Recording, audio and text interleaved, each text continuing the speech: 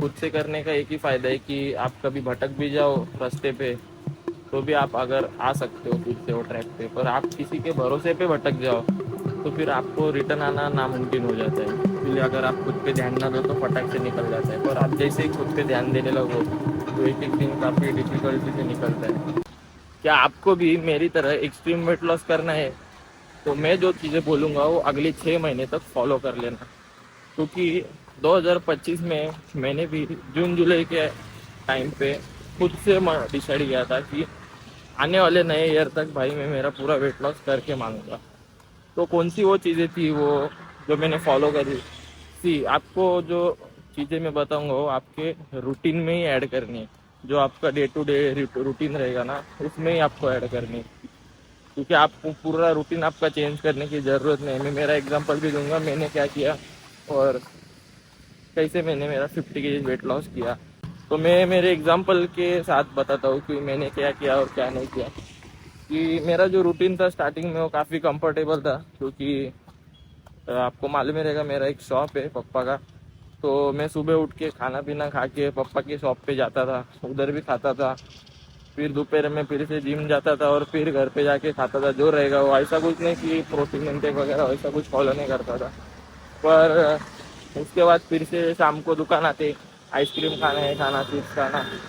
उसकी वजह से मेरा काफ़ी वेट बढ़ गया था। और फिर रात को फिर से घर पे जाके खाना। तो इसी के कारण मैं काफ़ी ओवरवेट हो गया था। पर मैंने वो रूटीन में बोला कि अगर अपने को दुकान में ही बैठना है पूरा ज़िंदगी भर तो क्यों ना अपन तो पूरा रूटीन चेंज करने से अच्छा वो रूटीन में ही कुछ ना कुछ अच्छी चीज़ें ऐड करते। तो फर्स्ट थिंग मैंने जो करी कि भाई मैंने वो स्किल अडॉप्ट करी अपने फास्टिंग की। इंटरमिटेंट फास्टिंग मैंने स्टार्टिंग में ट्राई करी कि पूरा दोपहर तक भूखा रहना और रात में जाके खाना, दोपहर में जाके खाना। तो सुबह में भूखा रहता था मोस्टली और फिर जिम चला जाता था 1:30 बजे और फिर 1:30 के बाद घर पे जाके खाना खाता। फिर वो एक चीज़ मैंने ऐड करी तो उसने मुझे ये सिखा दिया कि कौन से भी टाइम पे मैं भूखा रह सकता हूँ। कि मुझे कुछ मिले ना मिले तो मैं भूखा तो रह सकता हूँ कम से कम। फिर मैंने ऐड करी कॉफ़ी, ब्लैक कॉफ़ी ऐड करी मेरे रूटीन में, जो कि मेरा सबसे अच्छा डिसीजन था। क्योंकि वो आपके एपिटाइट को सरपास कर देती है और आपके क्रेविंग्स को ना आगे ढकेल देती है। तो वो एक चीज़ मैंने ऐड करी। फिर मैंने बाद में एक ऐसी एक्सरसाइज चूज़ करी जो कि मेरा ब्रेन है ना ज़ीरो कर दे। तो मैंने चूज़ किया स्टेयर मास्टर या स्प्रिंट मारना, जो कि मेरे हार्ट रेट को ऊपर नीचे करती थी और उस टाइम मेरा ब्रेन ज़ीरो हो जाता था। तो उसने मुझे मेंटली काफ़ी ठीक किया। क्योंकि आपका ब्रेन जितना ज़ीरो रहेगा ना उतना आप अच्छे से सब कुछ चीज़ें कर पाओगे। मतलब आप ज़्यादा डिस्ट्रैक्ट नहीं होगे। तो उसके बाद में भाई मैंने ट्रेनिंग ऐड करी मेरे रूटीन में।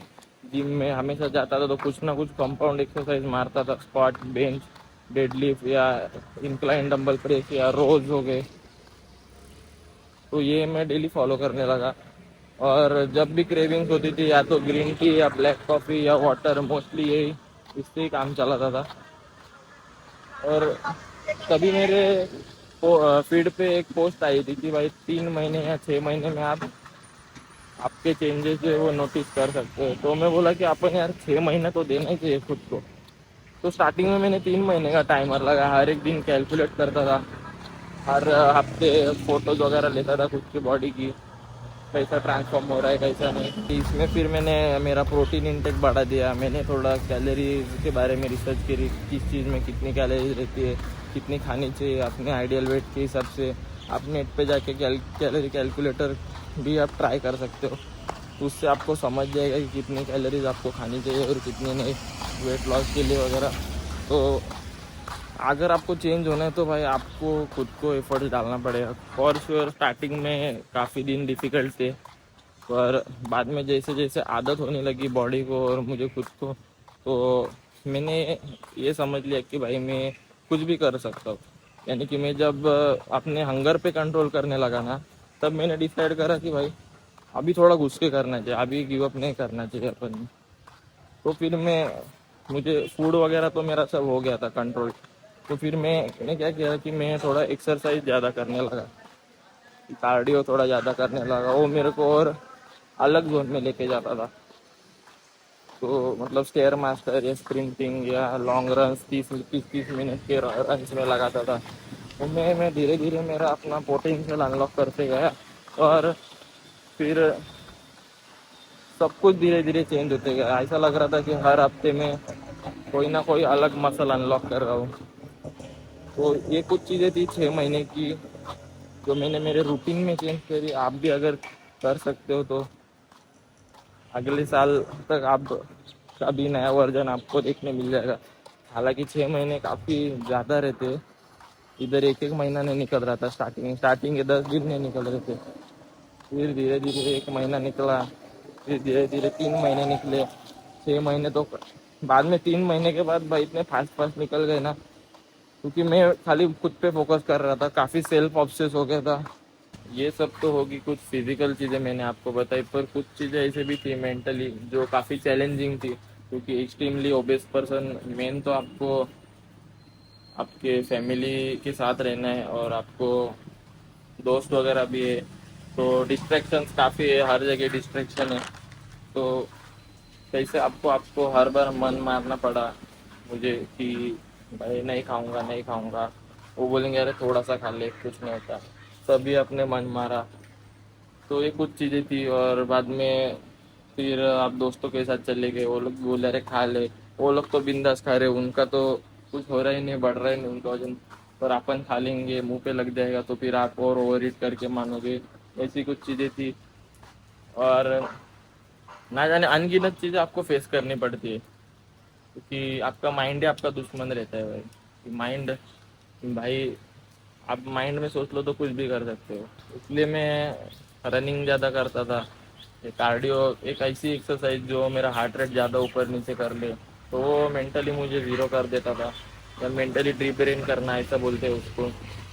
तो फिर मैं मेरे प्रोसेस में ज़्यादा उसमें फोकस कर पाता था। ये चीज़ें मुझे एक्चुअली कोई फिटनेस ट्रेनर आपको बताएगा नहीं।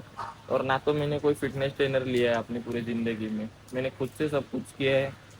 सब कुछ खुद से करने का एक ही फ़ायदा है कि आप कभी भटक भी जाओ रास्ते पे, तो भी आप अगर आ सकते हो फिर से वो ट्रैक पे। पर आप किसी के भरोसे पे भटक जाओ तो फिर आपको रिटर्न आना नामुमकिन हो जाता है।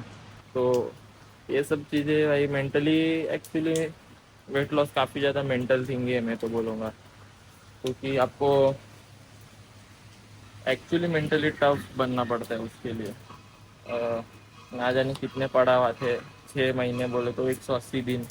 इधर एक एक दिन एक्चुअली अगर आप खुद पे ध्यान ना दो तो फटाक से निकल जाता है, पर आप जैसे ही खुद पे ध्यान देने लगो तो एक एक दिन काफ़ी डिफिकल्टी से निकलता है।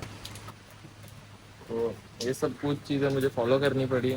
और हालांकि हाँ, मैं काफ़ी ज़्यादा ओवरवेट था। 50 kg वेट लॉस करना भी एक टास्क है। तो जितना आप जल्दी उस जोन में चले जाओगे उतना अच्छा है। क्योंकि किसी के भरोसे में बैठो मत, कोई आपको पुश करने वाला है नहीं। खुद को ही पुश करना है। घर पे अकेले हो, काम पे अकेले हो, सब जगह अकेले ही रहना है।